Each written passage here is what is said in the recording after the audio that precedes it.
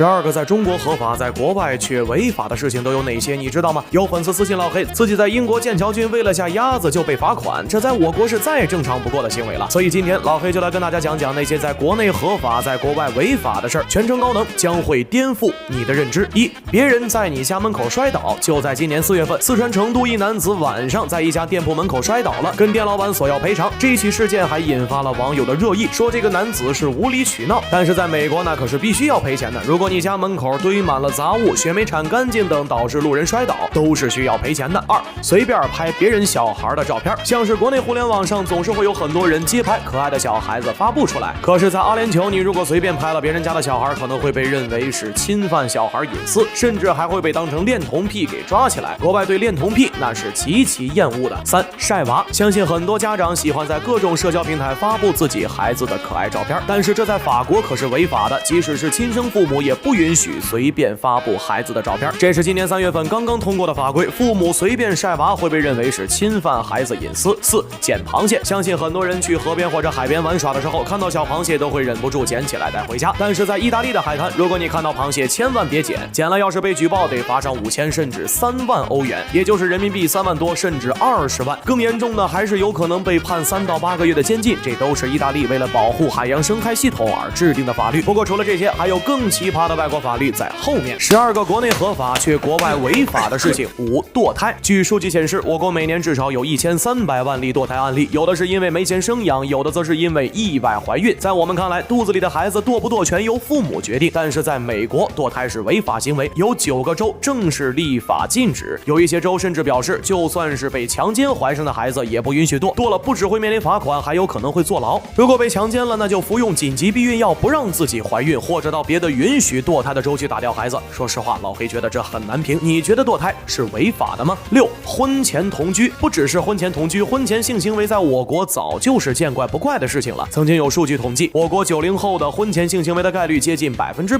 但是在朝鲜，婚前同居可是不被允许的，婚前性行为更别想了。朝鲜是个十分传统的国家，那里的年轻人在结婚之前是分不到房子的，只能跟父母住，也没有婚前同居的条件。7，打孩子。我国很多家长对孩子的教育贯彻一个理念，那就是3天不打，上房揭瓦，孩子不听话打一顿就好了。但是在英国和美国的一些州，打孩子可是犯罪行为，比如纽约就有法律规定，父母要是打了孩子任意身体部位或者给了一个大逼斗，然后造成了伤害，那可是被判袭击罪。就算是骂孩子也有可能被判骚扰罪，所以在美国经常出现小孩子报警抓自己的父母。8，离婚。菲律宾是世界上唯一一个将离婚视为违法的国家，曾经有一名菲律宾女子花了11年才离成婚，这11年她一直在打官司。但是据了解，现在菲律宾的一些国会议员正在提倡离婚合法化。不过奇葩的国外法律还不止这些，在国内合法国外违法的12种行为。9，劝酒。在中国光是劝酒令就数不清，感情深一口闷，不喝酒看不起我等等，很多人跟朋友或者同事喝酒就爱说这话。但是在越南，